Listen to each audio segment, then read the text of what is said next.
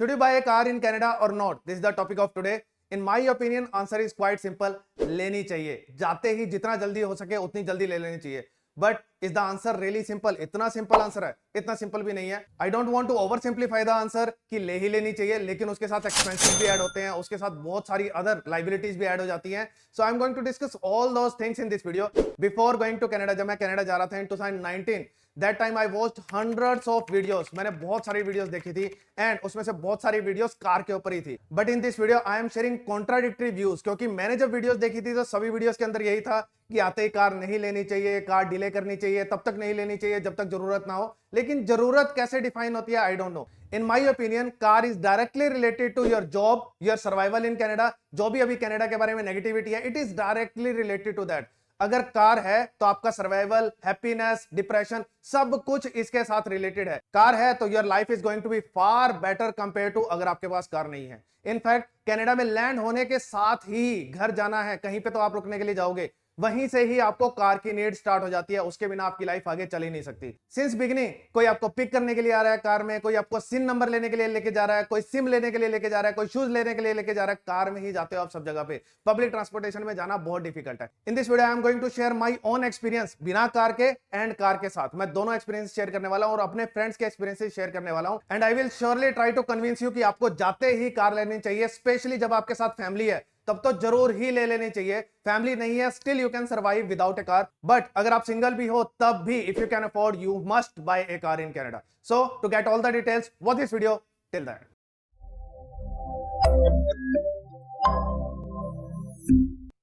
Hello everyone, welcome back to this YouTube channel Globex immigration. This is Jitendra Grover. तो आज के video में discuss करने वाले हैं कि कार लेनी चाहिए या नहीं लेनी चाहिए. उससे पहले कुछ इंपॉर्टेंट पॉइंट्स देख लेते हैं, फिर बेनिफिट्स की तरफ चलेंगे and I will try to convince you कि आपको कार क्यों लेनी चाहिए. First point is don't buy a new car. जरूरी नहीं है कि जाते ही कार लेनी है तो नई कार लेनी है. It's not required. You can bye a car costing $8,000, $10,000, $12,000. इतनी कॉस्ट की ही कार ले सकते हो.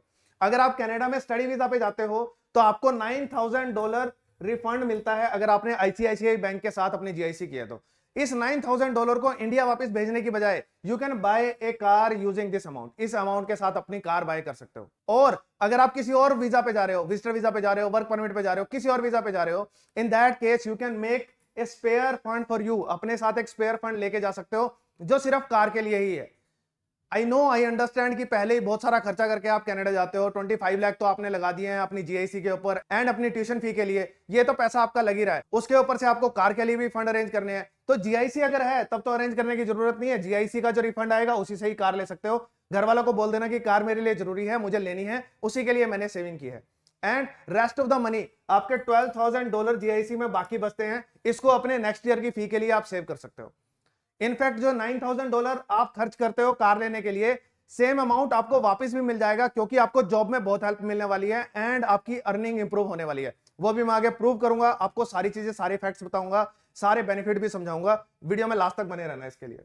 तो अगर आप वर्क परमिट पे जा रहे हो तब भी अपने पास स्पेयर फंड रखो, क्योंकि अगर आप spouse open work permit apply करते हो उस केस के अंदर भी आप अपने फंड शो करते हो to get your spouse open work permit, तो फंड तो आपके पास है, तभी आपको स्पाउस ओपन वर्क परमिट मिला है, नहीं तो नहीं मिलता. तो फंड तो है आपके पास. फंड अगर आपके पास है तो उसको कनाडा शिफ्ट कर लो एंड जिसको वापस करने हैं थोड़े टाइम बाद वापस कर देना, 1 साल के बाद वापस कर देना. एंड आई एम 100% श्योर कि आप वो पैसा वापस कर पाओगे 1 साल के बाद. एंड आई एम 100% श्योर कि आप वो पैसा वापस कर पाओगे जो अगर आपने कहीं से लोन पे भी लिया है, कैसे भी मैनेज किया है, उसको कनाडा शिफ्ट करके कार लेके जो पैसा कमाओगे एंड आपका जो सर्वाइवल होगा that is going to be far better. अगर पेरेंट्स से भी पैसे लेने पड़ते हैं तो ले लेना कार बाय करने के लिए. I am going to share the story of my friends as well. Sunil की स्टोरी बताऊंगा, मोहित की स्टोरी बताऊंगा एंड और भी फ्रेंड्स हैं जिनकी स्टोरीज बताऊंगा कि उनकी कार के बिना एंड कार के साथ दोनों के सर्वाइवल के अंदर कितना ज्यादा डिफरेंस था.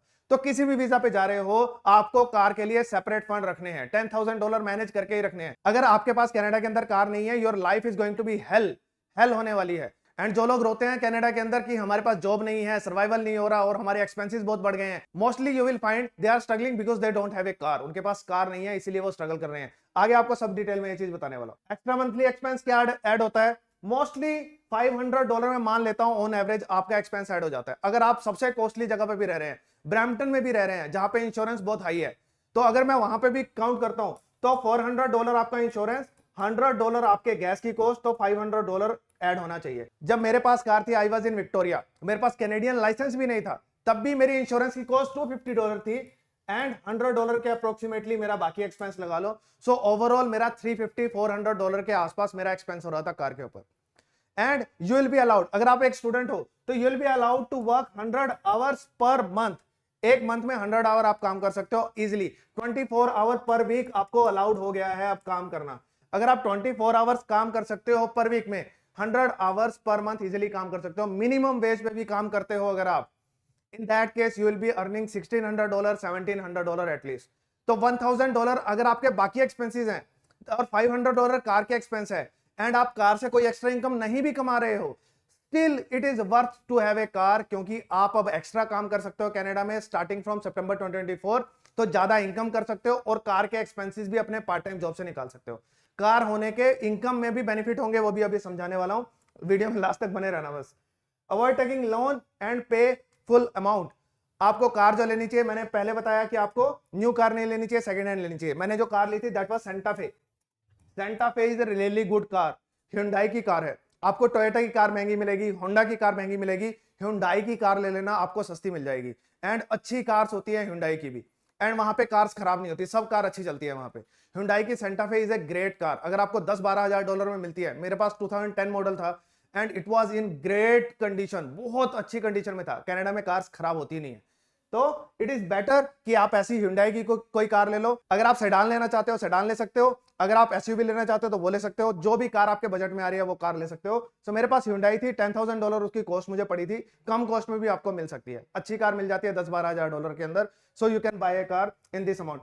तो ये पैसा अलग से मैनेज करना है, लोन लेने की जरूरत नहीं है। अदरवाइज इंश्योरेंस के साथ, गैस के साथ आपकी इंस्टॉलमेंट भी ऐड हो जाएगी, तो ऐसा नहीं करना है। इंस्टॉलमेंट अगर ऐड होगी तो it will be extra burden every month. हर महीने आपको लोन रीपेमेंट करनी होगी, वो भी आपके ऊपर एक्स्ट्रा बर्डन होगा। तो एक बार पेमेंट करनी है, पे फुल अमाउंट, एक बार पेमेंट करनी है एंड दैट्स इट। तो कार लेने का सही मेथड यह है कि पैसा इकट्ठा करना है, चाहे घर से मंगवाना है, होम कंट्री से, पेरेंट्स से मंगवाना है।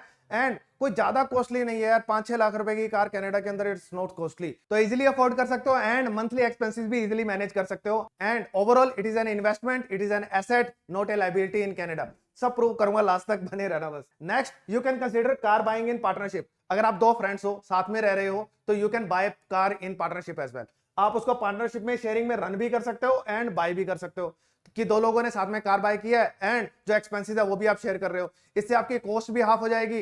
And this is an idea, simply हम कार पुलिंग करते हैं, वैसे भी तो करते हैं ना, ऐसे ही कार शेयरिंग में भी परचेज कर सकते हो। इंडिया में भी मॉडल लॉन्च हो रहा है, तो वैसे आप फ्रेंड्स हो, बहुत अच्छी टर्म्स हैं आपकी, साथ में ही रह रहे हो, 2 बेडरूम अपार्टमेंट आपने लिया हुआ है, 1 बेडरूम अपार्टमेंट लिया है, शेयरिंग में रह रहे हो, इन दैट केस कार भी साथ में ले सकते हो, क्या प्रॉब्लम है इसके अंदर।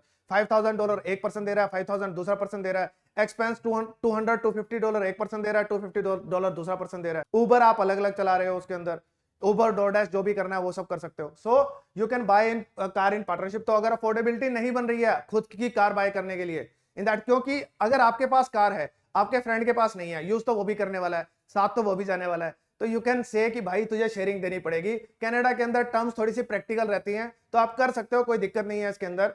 तो आप 40% शेयर दे सकते हो, 50-60% शेयर दे सकते हो। ये भी बोल सकते हो यार तू थोड़ा यूज करता है, 25% पैसे तू दे, 75 मैं दूंगा इसके अंदर। So you can say this type of things as well. आप अपनी टर्म्स सेट कर सकते हो, पार्टनरशिप में परचेज भी कर सकते हो एंड जो मंथली एक्सपेंस है उसकी भी शेयरिंग कर सकते हो। When I was in Victoria, Jatin मेरे पास था, प्रिंस मेरे पास था, they were paying for the expenses of car, तो रन करने के मंथली एक्सपेंसेस वो भी पे कर रहे थे। सो प्रैक्टिकल टर्म्स में you can buy the car in sharing and you can share the monthly expenses as well. I am sure आपको ये आइडिया पहले भी आया होगा, but now you can actively looking for someone कि आपका friend है, दूसरी जगह रह रहा है, आप भी वहां पे शिफ्ट हो सकते हो and then you can plan to buy a car as well. तो ये प्लानिंग आप कर सकते हो। Get insurance quote before buying, तो आप इंश्योरेंस कोड ले सकते हो कार बाय करने से पहले कि कौन सी लोकेशन के ऊपर इंश्योरेंस आपको कितना पड़ेगा। कि अगर आप जीटीए में रह रहे हो तो जीटीए के अंदर किस लोकेशन पे, ब्रैम्पटन में सबसे ज्यादा कॉस्टली है, मिसिसागा में उससे कम होगा, मिल्टन में शायद उससे भी कम होगा। सो अलग अलग जगह पे, स्कारब्रो में कितना है, नॉर्थ यॉर्क में कितना है, हर लोकेशन पे आपको कितना कितना इंश्योरेंस पे करना पड़ेगा। तो पहले से ही जब अपना घर आप देख रहे हो तभी उस टाइम पे ही, डिसीजन के टाइम पे देख लो कि अगर आप कार बाय करते हो तो इंश्योरेंस का अमाउंट कितना पे करना पड़ेगा मंथली। तो अगर आपके माइंड में पहले से है कि मुझे कार लेनी है, 2 महीने में लेनी है, 3 महीने में लेनी है, तो अपना घर उसी हिसाब से प्लान कर लो, क्योंकि इससे आपके इंश्योरेंस कॉस्ट के ऊपर $150-200 का डिफरेंस आ सकता है। तो कहीं किसी लोकेशन पे $250 $250 अगर इंश्योरेंस है और ब्रैम्पटन के अंदर $450 इंश्योरेंस है, तो it is a major amount. $200 per month is a big amount. तो अगर आप दूसरी जगह रह रहे हो, किसी और जगह रह रहे हो, वहां पे $200 तो आप कार में इंश्योरेंस में ही सेव कर लोगे। So please consider it before buying A car कि कौन सी लोकेशन आपके लिए अप्रोप्रिएट है, उसी जगह पे आप रेंट पे घर लेना। It will save a lot of money for you. Next is पे for vehicle inspection at the time of buying. तो आपके साथ एक्सपर्ट होना चाहिए जब आप व्हीकल बाय करते हैं। बहुत सारी वीडियोस बनी हुई हैं कि आपको कैसे व्हीकल बाय करना है, क्या क्या चीजें आपको देखनी है, ये मीटर वो मीटर फलाना ढिमका, बहुत सारी चीजें। तो you can watch the particular videos कि कार लेनी कैसे है। This is not the video for that, लेकिन एक एक्सपर्ट अपने साथ ले जाना। वो $100 शायद आपसे ले लेगा फॉर दैट विजिट। लेकिन अगर आपका मन बन गया है, कार आपको ठीक लग रही है, एक बार आपने विजिट करके देख भी ली है, after that you can consider taking an expert with you. वो एक्सपर्ट आपसे $100 ले लेगा, लेकिन उतने पैसे सेव भी करवा देगा, क्योंकि वो बता देगा कार में ये कमी है, वो कमी है, और इतना रेट कम करवा देगा आपका कार का। तो it is going to be worth for you. तो एक्सपर्ट के जो $100 आप पे करने वाले हो वो वर्थ होगा, उनको साथ में ले जाना। It will save a lot of money. या फिर वो बता देगा कार आपके लिए सही नहीं है, खराब हो जाएगी, डैमेज हो जाएगी, पहले से ही खराब हो चुकी है, सो वो बता देगा आपको। So consider taking an expert. जहां पे आपका 80% फाइनल हो चुका है कि मैं ये कार लेने वाला हूं, उस केस के अंदर एक्सपर्ट आपको फाइनल करवा देगा कि लेनी है या नहीं लेनी है एंड किस कॉस्ट पे लेनी है। So consider that as well. तो ये सारे इंपॉर्टेंट पॉइंट्स आपको कंसीडर करने हैं बिफोर बाइंग ए कार। आपको ये सब चीजें देखनी है and all in all I believe कि कार आपके लिए वर्थ है। क्यों वर्थ है, अब डिस्कस करते हैं। First is Uber deliveries. आपके पास कोई भी जॉब नहीं है, आप 24 आवर्स पर वीक काम कर सकते हो स्टार्टिंग फ्रॉम सितंबर। आपके पास काम नहीं है, या फिर काम मिल रहा है आपको 16 आवर्स पर वीक, इतना काम मिल रहा है, बाकी टाइम आप फ्री हो। तो उस टाइम पे क्या करना है, 8 आवर्स बचे हैं, उबर डिलीवरीज कर लो यार। कार है तो उबर डिलीवरीज कर सकते हो, क्या प्रॉब्लम है। एंड अगर आप वर्क परमिट पे हो तो कितना भी काम कर सकते हो। You are doing a full time job, कहीं पे भी आप काम कर रहे हो, बैंक में या कहीं पे भी काम कर रहे हो, मॉर्निंग में 2 आवर्स उबर डिलीवरीज, इवनिंग में 2 आवर्स उबर डिलीवरीज। फ्राइडे सैटरडे को एवरीवन इज आउटसाइड होम, सब खाने पीने के लिए जाते हैं, बाहर मस्ती करते हैं, सो उबर डिलीवरीज कर सकते हो। एंड अगर आपकी कार पुरानी है तो उबर ईट्स कर सकते हो, उबर ईट्स डिलीवरीज कर सकते हो। तो उबर ईट डिलीवरीज होती है या फिर उबर ड्राइवर होती है। उबर ड्राइवर मतलब आप जो पैसेंजर्स को लेके जाते हो, दैट इज उबर ड्राइवर। तो उबर डिलीवरीज हमेशा ही कर सकते हो, there is no problem in that. Consider doing this. अगर आपके पास कोई भी जॉब नहीं है, पार्ट टाइम जॉब है ही नहीं, आप जीरो काम कर रहे हो, nothing, you are working for 0 hours per week, तब भी कार है तो उबर पे रजिस्टर करो, डिलीवरीज करते रहो, कुछ तो पैसा कमाओगे, जीरो तो नहीं होगे। So consider having a car for your part time job. And अगर फुल टाइम जॉब भी कर सकते हो, अगर ओपन वर्क परमिट पे हो, तो कितना भी टाइम आप उबर डिलीवरीज कर सकते हो। एक्स्ट्रा इनकम ही है आपके लिए। थोड़ी देर कार चला रहे हो, एंड जितनी देर कार चलाओगे, जितनी ज्यादा डिलीवरीज आएंगी, उतनी ज्यादा आपकी इनकम हो जाएगी। एंड इनफैक्ट अगर सर्दियां हैं, स्नोफॉल हो रहा है, उस टाइम पे तो डिलीवरीज बहुत ज्यादा आती है, क्योंकि लोग बाहर जाते नहीं है एंड सब कुछ घर पे ही ऑर्डर करते हैं, तो उस टाइम पे डिलीवरीज बहुत बढ़ जाती हैं, स्पेशली ऑन वीकेंड। अगर वीकेंड पे स्नोफॉल हो गया है तो समझ लो कि चांदी चांदी है। तब तो आप चाहे फुल टाइम जॉब छोड़ के आप उबर डिलीवरीज करने जा सकते, क्योंकि वीकेंड भी है, स्नोफॉल हो रहा है, तो आपको डिलीवरीज बहुत ज्यादा आने वाली है। सो it is a great thing कि आपको पार्ट टाइम जॉब के अंदर हेल्प मिलती है। पार्ट टाइम जॉब नहीं भी है तब तक कुछ ना कुछ इनकम का सोर्स आपका बना रहता है। बट उबर के अंदर एक क्वेश्चन बहुत आता है कि उबर आप कितने भी कर सकते हैं, नहीं, जितना आपको अलाउड लिमिट है आप उतनी ही टाइम के लिए उबर कर सकते हैं। तो 24 आवर से ज्यादा उबर नहीं कर सकते पर वीक में, ठीक है। तो ध्यान रखना इस चीज का। उबर कर रहे हो, डोर डैश कर रहे हो, सब कुछ जो कर रहे हो सिन से कनेक्टेड है एंड काउंट होता है। तो ऐसा मत करना कि एज ए स्टूडेंट एक वीक के अंदर 50-60 आवर्स आप उबर डिलीवरी कर रहे हो, ये मत करना। 24 आवर्स ही टोटल काम सिन पे कर सकते हो, उबर भी उसी के अंदर काउंट होती है। Job search in remote locations, ये भी बहुत इंपॉर्टेंट पॉइंट है। बहुत सारे लोग इसीलिए स्ट्रगल करते हैं कि जॉब सर्च का उनका दायरा जो है, जो लिमिट है, दैट इज क्वाइट लिमिटेड। आप पब्लिक ट्रांसपोर्टेशन के अंदर कितनी दूर जा सकते हैं, बस के ऊपर कितनी दूर जा सकते हो, 1 घंटे का ट्रैवल करके तो आप जीटीए भी क्रॉस नहीं कर सकते पूरा। और अगर आपको रिमोट लोकेशन पे जीटीए के बाहर कहीं जॉब सर्च करने के लिए जाना है, जा ही नहीं सकते। और अगर जॉब मिल भी गई, चलो सर्च करने के लिए एक बार आप धक्के खा के 2-3 घंटे का सफर करके पहुंच गए कहीं पे, उसके बाद हर रोज जॉब करने के लिए जाना है, वो कैसे जाओगे। हर रोज 3 घंटे जाना, 3 घंटे आना, क्या ये कर सकते हो। फिर वहां सारा दिन की जॉब करनी, दिन तो खत्म हो जाएगा आपका। How you are going to manage that, ये कैसे होगा। मैं आपको स्टोरी बताता हूँ सुनील की, माय फ्रेंड। वहां जब वो कनाडा गया था, he was in Conestoga college, सारा टाइम वो ब्रैम्पटन में रहता था, क्योंकि उसको कोनेस्टोगा जाना नहीं था और उसको अच्छा नहीं लगता था। डिप्रेशन भी था, डिप्रेसिव मतलब जॉब नहीं मिल रही थी, सर्वाइवल नहीं हो रहा था, सब चीजें, nothing was working good and he was about to come back to India. सारा स्ट्रगल करके वीजा लिया, वहां गया, फिर कोविड चल रहा था, शायद ये 2021 की बात है, and he was in Conestoga. सारा टाइम वो ब्रैम्पटन में रहता था, उसको काम भी नहीं मिल रहा था। फाइनली उसने घर से $6,000 मंगवाए कार लेने के लिए। कार ली, जैसे उसने कार ली, उसने पर मंथ में $5,000 भी कमाए हैं पार्ट टाइम में भी। कैसे कमाए हैं? क्योंकि उसको जॉब मिली एक मैन्युफैक्चरिंग कंपनी के अंदर, जो कि बाहर थी, यूनिट बाहर था सिटी से, वहां लोग काम करने के लिए जाते नहीं थे, वहां लोगों के लिए जाने के लिए लोगों के पास कार भी नहीं थी, तो वहां लोग जॉब सर्च करने के लिए भी नहीं पहुंच पाते थे। तो एक तो उसको जॉब मिल गई वहां पर, तो एक वो लोकेशन से बाहर जा रहा था खुद जॉब करने के लिए, साथ में अपने साथ 4 लोगों को और ले जाता था जो वहीं पे काम करते थे, उनसे भी पैसे लेता था कार पुलिंग के, और लोगों को छोड़ने के लिए अलग से राउंड भी लगाता था, वो भी करता था। एंड वापस आते हुए फिर जो लोग उनके साथ उसके साथ पुलिंग के करके जाते थे, कारपूल करके जाते थे, उन्हीं को ही वापस ले आता था। तो आने जाने का खर्चा भी उनसे ले रहा था, देन अपनी जॉब भी वहीं पे ही कर रहा था, खुद को जाना ही था वहां पे, एंड एक्स्ट्रा जो राउंड लगाता था लोगों को छोड़ने के लिए वहां पे, दैट वाज आल्सो देयर। मोहित जब गया था कनाडा स्टडी करने के लिए, उसके पास भी कार थी, वो जाता था ब्रैम्पटन से कोनेस्टोगा कॉलेज अपनी क्लासेस लगाने के लिए, वहां अपने साथ स्टूडेंट्स को ले जाता था, कार पुलिंग होती थी, आने जाने का खर्चा तो बाकी स्टूडेंट ही दे देते थे जो कार पुलिंग करके जा रहे थे, एंड उसके लिए वो राइड फ्री होती थी। तो कार का एक्सपेंस तो वो बाहर से ही निकाल रहा था, उसको तो खुद से एक्सपेंस करने की जरूरत ही नहीं थी, एंड ये सारी इनकम कैश में ही होती है, तो ये सिन पे काउंट भी नहीं होती है। तो कार पुलिंग की अलग से इनकम बन जाती है। अगर आप कहीं रिमोट जॉब करने के लिए जा रहे हो तो अपनी जॉब के लिए तो जाना ही है, आपके लिए कोई एक्स्ट्रा एक्सपेंस नहीं है, प्लस आप दूसरों को लेके जा रहे हो वहां पे। तो सुनील का केस भी ऐसा ही है, सुनील की लाइफ चेंज हो गई उसके बाद, and he is doing great in Canada right now. Car लेने के बाद उसकी लाइफ ड्रामेटिकली चेंज हुई। मोहित का भी वही एग्जांपल है। और जिनके पास नहीं है, मेरा जैसा बंदा जिसने बहुत टाइम तक कार नहीं ली, 3 साल तक कार नहीं ली, लाइसेंस भी नहीं है, आज तक भी मेरे पास कनाडा में लाइसेंस नहीं है कार का, स्टिल आई वाज ड्राइविंग, क्योंकि बहुत सारे प्रोविंसेस हैं जहां पर आप एज ए स्टूडेंट ड्राइव कर सकते हो विदाउट हैविंग कैनेडियन लाइसेंस। मेरे पास इंडियन इंटरनेशनल लाइसेंस था, मैं उसी पर ही ड्राइव कर रहा था, इट वाज अलाउड। एंड अगर मेरे पास कैनेडियन लाइसेंस होता तो मेरे इंश्योरेंस की कॉस्ट और भी कम हो जाती, $150 से भी कम हो जाती, तो मेरा एक्सपेंस और भी कम हो जाता। तो कैनेडियन लाइसेंस है तो और भी ग्रेट है, नहीं है तब भी still it is worth to have a car. मेरे पास तो कैनेडियन लाइसेंस नहीं था, फिर भी मैंने कार रखी हुई थी। सो इट इज वर्थ, एंड मैं अपना एक्सपीरियंस और डिटेल में भी शेयर करूंगा आपके साथ। तो अभी मैंने जो आपको जॉब वाला एग्जांपल दिया उसको थोड़ा डिटेल में समझते हैं। मान लो आपको एक जॉब मिला, आप ब्रैम्पटन में रह रहे हो, आपको जॉब मिल रही है मिल्टन में, ठीक है, आप वहां जाना चाहते हो। कार में आपको इसका ट्रैवल लगता है 30 मिनट्स, और कोई वेटिंग टाइम नहीं है। आपको घर से निकलना है, कार में बैठना है, सीधा यहां पर जाना है जहां पे आपकी जॉब की लोकेशन है, and you don't require to walk wait for buses, कुछ नहीं करने की जरूरत है। सो 30 मिनट्स आपको लग रहे हैं ब्रैम्पटन से मिल्टन जाने के लिए। जॉब सर्च करनी है या हर रोज जॉब करनी है, 30 मिनट्स लग रहे हैं, that's it. But on the other hand, अगर आपको सेम डिस्टेंस मिल्टन जाने के लिए बस में करना है तो आपको कितना टाइम लग रहा है? It is 1.5 hour, and then इसके अलावा जो वेटिंग टाइम है दैट इज सेपरेट। तो ये 1.5 आवर से ज्यादा ही होगा, क्योंकि आप 10-15 मिनट्स पहले आओगे बस स्टॉप के ऊपर, नहीं तो बस चली जाएगी, अगली बस फिर हाफ एन आवर के बाद आएगी, बस मिस हो गई तो again it is a problem. तो अगर आप जॉब पे थोड़ा सा लेट हो गए तो भी आपके साथ प्रॉब्लम है। तो वेटिंग टाइम ऐड कर लो तो आने जाने के लिए कम से कम 4 आवर्स लगने वाले हैं, जबकि आपको कार में 1 आवर ही लगता है।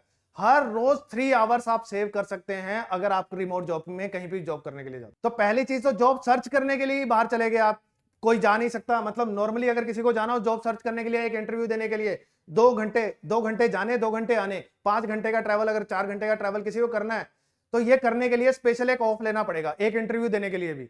लेकिन कार है तो हाफ एन आवर जाना, हाफ एन आवर आना, इंटरव्यू हुआ तो ठीक है, नहीं हुआ तो कोई प्रॉब्लम नहीं है। लेकिन इसके लिए तो स्पेशल प्लान करके जाओगे और उसके बाद आपको जॉब नहीं मिली, then it is a big problem as well, फिर और बड़ी प्रॉब्लम है, क्योंकि आपने एक दिन तो खराब कर दिया एक इंटरव्यू देने के लिए। तो जॉब सर्च करने जाने के लिए भी प्रॉब्लम है पब्लिक ट्रांसपोर्टेशन के अंदर, एंड मिल गई तो फिर हर रोज आपको 2 घंटे जाना है, 2 घंटे वापस आना है, 4-5 घंटे वहां जॉब करनी है, दिन तो खत्म हो गया, 9-10 घंटे है तो खत्म हो गया। क्योंकि कनाडा में विंटर्स के अंदर स्पेशली 10-11 बजे दिन निकलता है एंड 5 बजे ओवर, यही टाइम होता है आपके पास। तो अंधेरे में जाओगे, अंधेरे में वापस आओगे। सो ये पब्लिक ट्रांसपोर्टेशन के अंदर इतना इश्यू होता है जो लोग कंसीडर नहीं करते हैं, सिर्फ यही कंसीडर करते हैं कि कार ले लूंगा तो मेरे एक्सपेंसेस इंक्रीज हो जाएंगे। अरे एक्सपेंसेस इंक्रीज हो जाएंगे, आई अंडरस्टैंड, लेकिन क्या वैल्यू ऐड होगी वो भी समझनी है। बहुत सारी वैल्यू ऐड होती है, क्योंकि जॉबलेस कभी नहीं रहोगे कार होगी तो। उबर ही कर लोगे 24 आवर्स एवरी वीक, तो उबर करते हुए ही जॉबलेस नहीं हो, तो कभी भी जॉबलेस नहीं होगे। अगर कार है तो कार के एक्सपेंस तो खुद ही निकाल लोगे कम से कम आप वहां से। Then easy grocery shopping and saving on outside food, ये दोनों चीजें बहुत रिलेटेड है, जिसको हम समझते नहीं है। फिर हम कनाडा में बोलते हैं कि पता नहीं पैसे कहां जा रहे हैं, पैसे यहां जाते हैं, ऐसे जाते हैं। कैसे जाते हैं? ग्रोसरी शॉपिंग आप कर नहीं पाते, उसके लिए स्पेशल प्लान करना पड़ता है, क्योंकि कार नहीं है। हम जब विक्टोरिया में थे कनाडा में, वहां पर हमारे पास कार थी, एंड जब 9 o'clock अंजलि की जॉब ओवर होती थी, हम उसी टाइम पे ग्रोसरी करने चले जाते थे विदाउट एनी प्लान। कुछ खत्म हुआ है, चलो ग्रोसरी करने चलते हैं, 9 o'clock चले जाते थे। लेकिन क्या आप बस पे जाना है? आप प्लान कर सकते हो कि बस पे मैं ग्रोसरी करने 9 बजे जाऊंगा? वॉलमार्ट 10-10:30 पे बंद हो जाता है। तो you can't plan your grocery at any time, ऐसा नहीं हो सकता, स्पेशल प्लान करना पड़ेगा। क्यों, कैसे प्लान करना पड़ेगा स्पेशल, अभी देखते हैं। मान लो आपको ब्रैम्पटन से नियरेस्ट वॉलमार्ट स्टोर पे जाना है, कितनी देर लग रही है यहां ट्रैवल करने में? 1 आवर। देन लगेज भी ध्यान रखना, इसके अंदर चलने वाला टाइम भी होगा। इसको अगर आप एक्सप्लेन करके इसको ओपन करके देखोगे, यहाँ पे ये ओपन हो जाता है, डिटेल में जाओगे जब आप, तो इसमें ये भी होगा कि यहाँ से बस चेंज करनी है, यहाँ से बस चेंज करनी है, यहाँ इतनी देर पैदल चलना है। तो यहाँ पे डॉट डॉट आ रहे हैं ना, ये पैदल चलना है आपको। ग्रोसरी उठा के, इतना सारा सामान उठा के पैदल चलना is not a joke, specially in Canada, specially in winter. And मेरे साथ तो फैमिली भी थी, बच्चों के साथ पैदल चलना, बच्चे ही बोल देते थे हमें ठंड लग रही है, हमें उठाओ। That was an extra burden, it was help for me when I was in Edmonton. मेरे पास कार नहीं थी एंड मैं $300-400 तो उबर में खर्च कर रहा था, लोगों को, दूसरों को पे कर रहा था ट्रैवल करने के लिए कहीं पे। तो that was extra. And then उसके बाद भी हसल स्ट्रगल, वो तो सब अलग है। It was help for me. And मुझे खुद को ही समझ नहीं आया कि कार होने के क्या बेनिफिट हो सकते हैं, और भी बहुत सारे बेनिफिट है, मैं सब शेयर करने वाला हूं। तो सिर्फ ट्रैवल के अंदर एंड हरासमेंट जो है खुद की, वो तो अलग ही है, स्ट्रगल जो है वो तो अलग ही है, दैट इज इमेंस, उसकी तो कोई लिमिट ही नहीं है। क्योंकि आपको इतना भारी सामान उठाना, बैग्स के अंदर उठाना, वो अपने आप में ही एक अलग इशू है। उसके अलावा जो टाइम वेस्ट कर रहे हो, 1 घंटा जाना 1 घंटा आना, और आप इसको कभी भी प्लान नहीं कर सकते। रात को 9 बजे जॉब से आए हो, अभी कुछ आते हुए, जॉब से आते हुए एक ब्रेक लगानी है आपको, और वॉलमार्ट से सामान लेना है, जो चीज खत्म है, दूध खत्म है, जो भी खत्म है, ब्रेड खत्म है, वो लेना है, घर चले जाना है। You can't do it in public transportation. क्योंकि अगर आप कहीं और से, यहां से जॉब पे आ रहे हो, यहां से पहले इस साइड जाना, फिर यहां से वापस जाना, आप कहोगे मैं तो यार खत्म हो जाऊंगा, नहीं मैं तो घर जाता हूं, कुछ होगा तो खा लूंगा, नहीं तो कोई बात नहीं। एंड फिर क्या होता है, घर आके देन यू ऑर्डर ऑनलाइन, फिर ऑनलाइन ऑर्डर करते हो। अगर सिंगल पर्सन हो तो $25 पर मील आपको पड़ना है, और एक फैमिली है तो $100 आपके उड़ गए। और ऐसा अगर आपने मंथ में 4-5 बार भी कर लिया, तो आपके सिंगल हो तो $100-150, और अगर फैमिली हो तो $500 उड़ गए इसी के अंदर। एंड यही आपकी कार की कॉस्ट है। यही आप ग्रोसरी बाय करते तो शायद $50 की भी ग्रोसरी नहीं आती टोटल इतने मील्स के लिए, एंड उस पे आपने $500 खर्च कर दिया as a family. So it is highly important to have a car just for grocery as well. इसमें ही बहुत सारी वैल्यू ऐड हो जाती है, सिर्फ ग्रोसरी करने में ही। एंड जब भी आप देख लेना कि 4-5 लोग इकट्ठे रहते हैं, ग्रोसरी उसी दिन आती है जिस दिन कार खाली होती है। एक पर्सन के पास कार होती है एंड उसी के साथ ही ग्रोसरी आती है। कभी भी आप देख लेना, रूटीन में ऐसा ही होता है। हम जब मॉन्ट्रियल में थे तब भी ऐसा ही होता था, जिस दिन कार खाली होती थी उसी दिन प्लान करते थे ग्रोसरी लेने जाने का। तो you are going to save a lot on outside food and easy grocery shopping हो जाएगी, आपकी हेल्थ भी सही रहेगी, आपको बाहर से खाना खाने की जरूरत नहीं पड़ेगी, इजीली ग्रोसरी कर लोगे। एंड इससे आपका ओवरऑल हैप्पीनेस भी इंक्रीज होता है कि आपके पास घर में खाना है, आप इजीली खाना ले आते हो, बाहर का खर्चा नहीं हो रहा है, एक्सपेंसेस ऐसे नहीं हो रहे हैं जो बाद में आपको प्रॉब्लम करेंगे। आपको पता है यार मैं कुछ सेव भी कर रहा हूं, जितना कमा रहा हूं उतने में मेरा सर्वाइवल अच्छा हो रहा है। तो car is mandatory for you. Income through carpooling मैं ऑलरेडी समझा चुका हूं कि बहुत लोग हैं, बहुत बाहर जॉब करते हैं या कहीं पे जाते हैं, या अपनी स्टूडेंटशिप पीरियड के अंदर अपने कॉलेज यूनिवर्सिटी जाते हैं, 4 लोगों को साथ में ले जाते हैं, एंड आने जाने का खर्चा जो है, गैस का खर्चा जो है, आपके दूसरे जो कारपूल कर रहे हैं वो आपको देते हैं। सो कारपूलिंग से भी आपकी इनकम हो जाती है, और ये सिन नंबर पे काउंट भी नहीं होती, ये तो कैश की इनकम है, अलग से ही मिलने वाली है आपको। Saving on public transportation cost, car ले लिया तो अब पब्लिक ट्रांसपोर्टेशन पे लगाने की जरूरत नहीं है। ओंटारियो के अंदर एक टिकट आपको $3.5 की कॉस्ट करती है, आई गेस 3 आवर्स का उसका विंडो रहता है कि 3 घंटे आप उसको यूज कर सकते हो, इतना कॉस्टली है। और एक महीने के अंदर अगर आप $200-250 कॉस्ट कर रहा है आपको, मिनिमम $100 कॉस्ट करता है ऑल ओवर कनाडा, सब जगह कहीं भी चले जाओ मुझे लगता है। एंड जीटीए में तो और भी ज्यादा कॉस्ट करता है, $200-250 कॉस्ट करता है।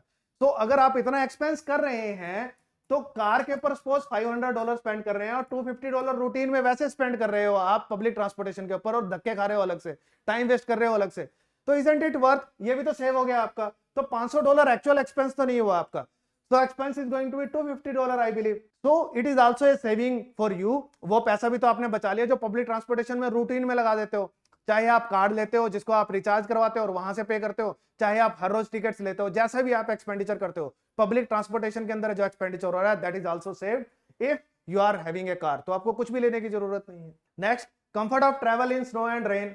अगर आप विक्टोरिया वैंकूवर साइड पे हो तो रेन होती है, अगर आप बाकी सारे कनाडा में हो तो स्नोफॉल होता है। दोनों ही कंडीशन के अंदर अगर आपको पब्लिक ट्रांसपोर्टेशन यूज करना है और यू नीड टू वॉक, तो your life is going to be hell, क्योंकि इतना सारा चलना, उसके बाद स्नोफॉल हो रहा है, या उसके बाद आपकी रेन हो रही है, वहां पे विंड चिल हो रही है, तो आपकी लाइफ कैसी होने वाली है। कार के अंदर एवरीथिंग इज सॉर्टेड, आपकी लाइफ बेटर रहती है, टाइम तो बचता ही है एंड हरासमेंट भी बचती है आपकी।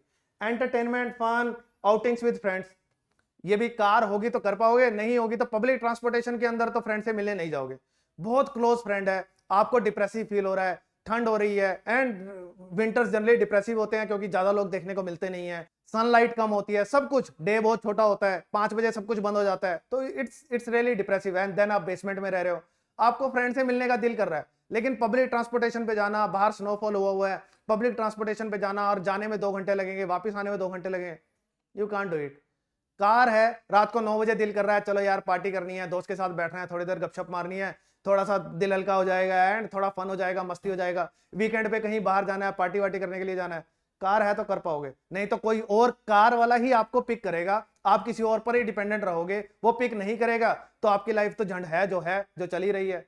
एंड अगर आपके पास कार है तो you can decide to pick someone, तो आपकी डिपेंडेंसी दूसरों पे खत्म हो जाती है अगर आपके पास कार है तो आपके जो डिप्रेशन की का इलाज है, तो जो लोग डिप्रेस हो जाते हैं उसका इलाज भी कार ही है, क्योंकि फन कर सकते हो, मस्ती कर सकते हो, सब कुछ कर सकते हो, तो this is going to make your life lot better in Canada. Next, car होने से ओवरऑल सेविंग क्या होती है? 20 आवर्स पर वीक आप सेव कर लेते हो। 20 hours per week is not a joke. हर रोज अगर 3 घंटे सेव करते हो, जो मैंने आपको प्रूव करके बताया, चाहे जॉब करने जा रहे हो, बाहर निकल गए हो ना आप, 4-5 घंटे पब्लिक ट्रांसपोर्टेशन के अंदर लगने ही है, एंड वो टाइम आपका वेस्ट ही हो रहा है। 20 आवर्स पर वीक आप सेव कर लेते हो अगर आपके पास कार है तो it's a big amount of time. 20 घंटे हर हफ्ते आप फ्रीलांसिंग कर सकते हो, लोगों की असाइनमेंट बना सकते हो, प्रोजेक्ट कर सकते हो, इंडिया से प्रोजेक्ट ले सकते हो, यूएस से प्रोजेक्ट ले सकते हो, एक्स्ट्रा इनकम बना सकते हो 20 आवर्स के अंदर, कुछ और सीख सकते हो यार, फन मस्ती ही कर सकते हो। चलो कुछ नहीं है, पैसे नहीं कमा रहे हो उस 20 घंटे के अंदर, फन ही कर रहे हो, मूवी देख रहे हो, कुछ तो कर रहे हो, अपने ऊपर टाइम स्पेंड कर रहे हो, तो you are going to save a lot of time and energy.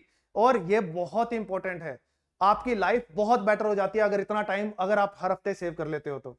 Next really important point जो जनरली लोग कंसीडर नहीं करते कि कार से क्या बेनिफिट होता है, आपको फ्री स्टफ मिलता है घर के लिए फ्रॉम फेसबुक मार्केट प्लेस पे जाओगे, इतना सारा फ्री स्टफ होता है कि आप बस आओ और ले जाओ, पिकअप फॉर फ्री, आपको पिकअप करना है फ्री। कुछ लोग तो इतने अच्छे होते हैं कि वो घर पे छोड़ जाते हैं, इफ यू रिक्वेस्ट पैसे ले लेते हैं एक्स्ट्रा, बट यूजुअली पीपल से कि आप आके पिक करके चले जाओ, या बहुत ही लो कॉस्ट के अंदर आपको चीजें मिल जाती हैं, आपको माइक्रोवेव मिल जाएगा, सोफा सेट मिल जाएगा, रिक्लाइनर चेयर मिल जाएंगी, बहुत अच्छी अच्छी चीजें, टेबल मिल जाएगा, अलमीरा मिल जाएगी। When I was in Edmonton बहुत सारी चीजें फ्री में मिलती थी, लोग देने को तैयार थे, बट उनको पिक करने के लिए मेरे पास कोई व्हीकल ही नहीं था। पब्लिक ट्रांसपोर्टेशन के अंदर मैं अलमीरा थोड़ा लेके आ सकता हूं, लेकिन अपनी कार हो तो आप ये सब चीजें कर सकते हो। माइक्रोवेव मेरे को $20 में माइक्रोवेव मिला, I did walk to that place, मैं वहां पे गया, मैंने वो माइक्रोवेव पिक किया, इट वाज सो हैवी, वापस आने के लिए एनर्जी नहीं थी कि मैं उसको पिक करके इतनी दूर आता घर पे, तो मुझे वहां से उबर करनी पड़ी, तो मुझे $20 उबर के दिए मैंने वहां से।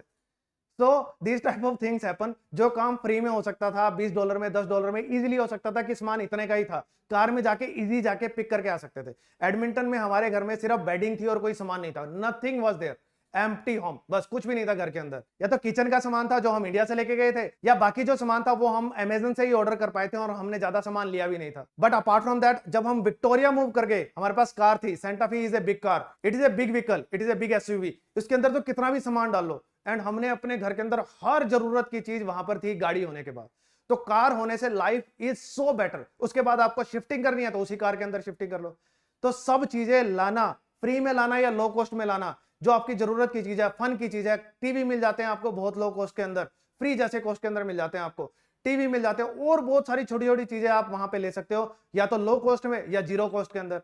कार है तो कर सकते हो, पब्लिक ट्रांसपोर्टेशन के अंदर तो आप ये सारी चीजें उठा के ला नहीं सकते, it is not possible at all, car में ही आने वाली हैं। सो कार से इतने सारे बेनिफिट होते हैं अगर आपके पास कार है तो। सो आई नो कि ये कॉन्ट्राडिक्टरी व्यूज हैं कि कार ले लेनी चाहिए, जाते ही ले लेनी चाहिए, फ्रॉम मैनी पीपल जो वीडियोस बनाते हैं कि कार नहीं लेनी चाहिए, हम कार लेके फंस गए हैं, किस्तें ही नहीं उतर रही हैं।